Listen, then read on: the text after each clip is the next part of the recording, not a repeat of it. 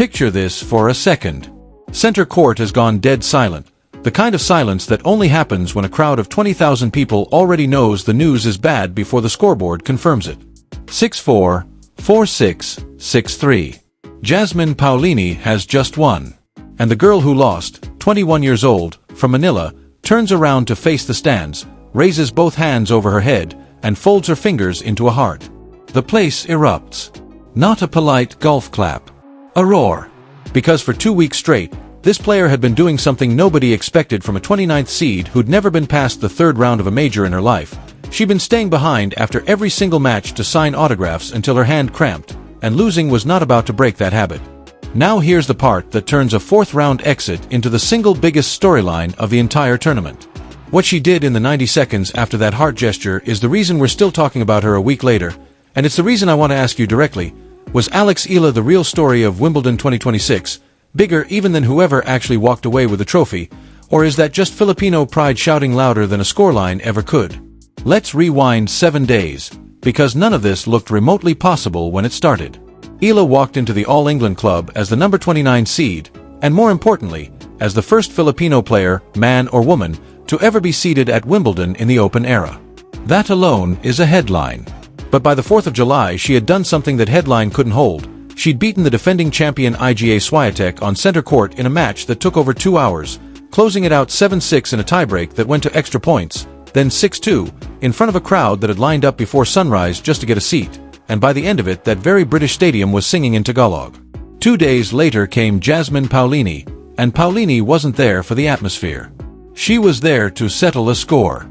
Back in February, at the Dubai Championships, Eala had beaten her in straight sets, and the 13th seed, a former Wimbledon finalist and one of the most battle-tested players on the entire grass swing, wanted that result erased from the record.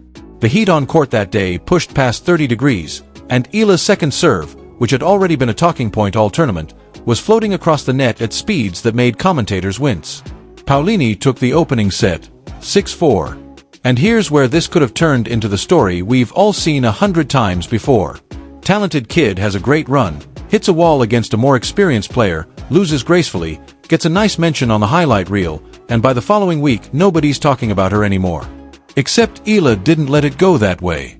She leveled things up, taking the second set 6-4 right back. And even when she dropped serve at 4-3 in the decider, even as the match slipped away point by point, the crowd around center court didn't move an inch. They hadn't shown up for a result. They'd shown up for her. So let's actually walk through what this fortnight looked like, because the shape of it is what makes the ending land so hard.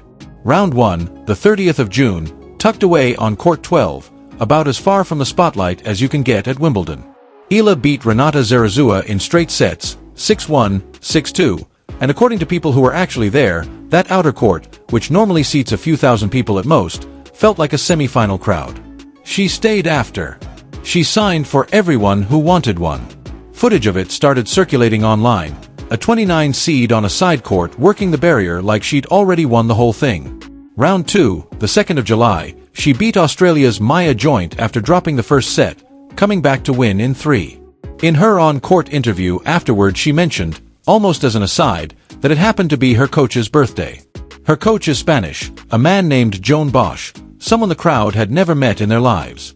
And this is Wimbledon we're talking about, a place famous for restrained applause and not much else, and that crowd spontaneously broke into a birthday song for a stranger because his player asked them to feel something. Then she walked to the fence and signed autographs again, and you could feel the shift happening in real time. The affection wasn't just about her game anymore, it had started attaching itself to everyone around her. Round 3, the 4th of July, center court, and this is where the story stops being a nice narrative and starts becoming something you can actually measure in numbers.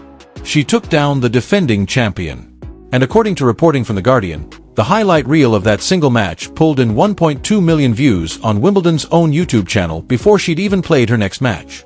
To put that in perspective, that's more traffic than matches involving Novak Djokovic and Serena Williams combined pulled on the same platform around the same time. Sit with that for a second. Not Djokovic level attention. Djokovic and Serena, stacked together, level attention, for a woman who, before this tournament, had never once reached the second week of a Grand Slam. Wimbledon's own social accounts started posting footage of her post-match interactions, essentially curating her fan moments themselves, which tells you the most tradition-bound tournament in the sport had quietly decided to adopt her as one of their own storylines. Every person back home who'd been saying for years that this kid was going to be different, every fan who defended her wild card entries when people online rolled their eyes and called it a marketing move, was watching one of the oldest institutions in tennis publish the receipts in real time. You weren't wrong. You were just early. So line it up.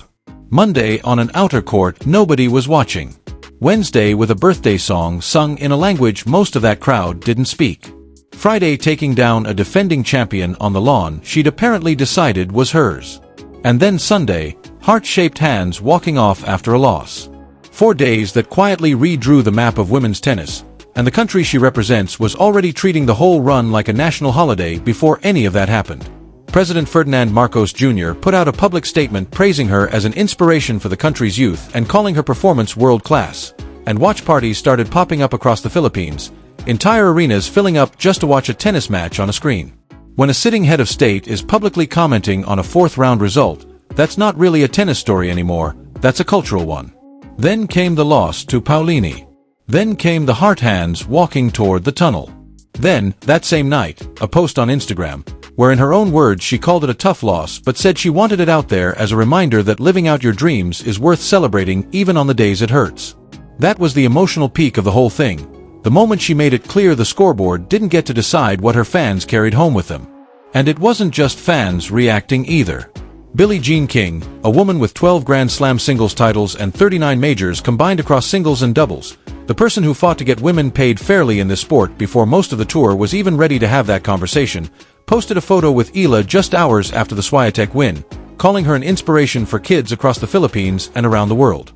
That post pulled in tens of thousands of likes and hundreds of comments, and underneath all that engagement was something no press release could manufacture. One of the sport's most important pioneers had personally sought out a 21-year-old from Manila to tell her she mattered.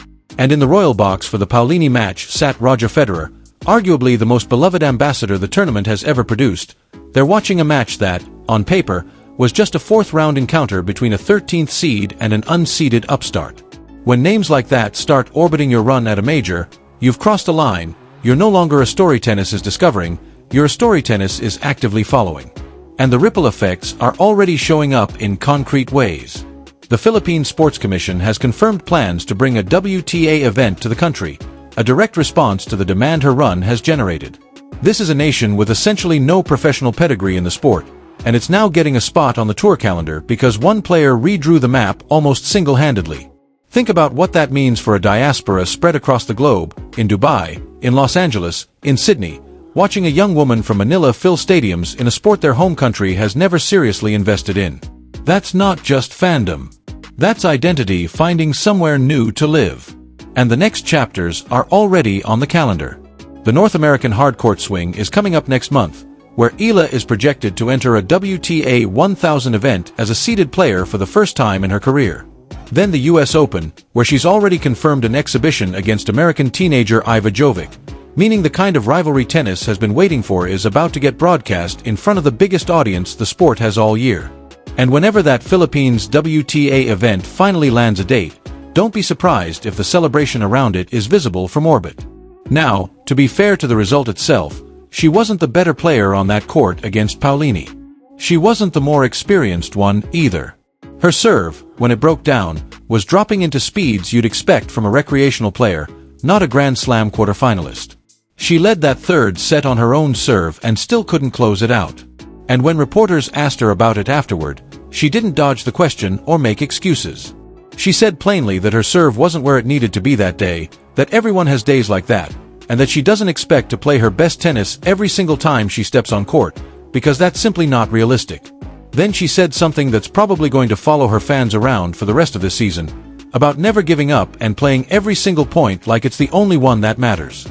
From an unknown outer court to center court. A birthday song sung in a language most of the crowd didn't understand. A defending champion beaten on grass that suddenly felt like it belonged to her. A president speaking her name from the Capitol. One of the greatest players in the history of the sport posting about her within hours of a win. Roger Federer sitting in the royal box to watch her play. Over 1 million views before her next match had even started. And a pair of hands shaped into a heart, walking toward a tunnel after a loss that somehow didn't feel like a loss at all. Alex Eala left Wimbledon 2026 with a fourth-round finish on her record, and something that nobody else in that draw, including the eventual champion, could claim. She was the single biggest attraction of the entire tournament, measured not in trophies but in queues, in traffic, in presidential statements, in decibels. So here's the question again, the one worth arguing about in the comments below. Was Alex Eala the real story of Wimbledon 2026, bigger than whoever actually lifted that trophy at the end of the fortnight, or is that just national pride talking louder than a final score ever could? Drop your take down below.